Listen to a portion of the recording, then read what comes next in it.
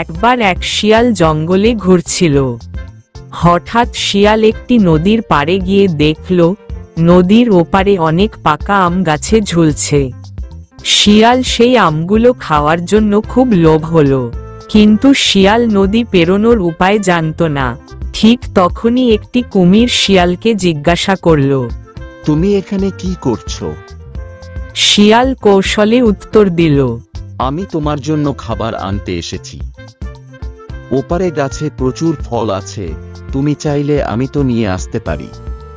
কুমির বিশ্বাস করে বলল, তাহলে তুমি আমার পিঠে চড়ে নদী পেরিয়ে যাও।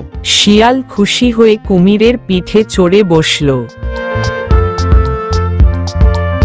মাঝ নদীতে পৌঁছানোর পর কুমির বলল, আমি আসলে তোমাকে খেতে চাই, তুমি আমার প্রিয় খাবার। শিয়াল তখন বুঝল কুমির তাকে ফাঁদে ফেলতে চায়, কিন্তু শিয়াল ভয় না পেয়ে বলল, ওহ, তুমি আমাকে আগে বলোনি। আমার হৃদয় তো গাছের উপরে রেখে এসেছি, আমাকে সেখানে যেতে দাও, তারপর তোমাকে খেতে দেব। কুমির সহজেই শিয়ালের কথা বিশ্বাস করে শিয়ালকে নদীর পাড়ে ফিরিয়ে নিয়ে গেল।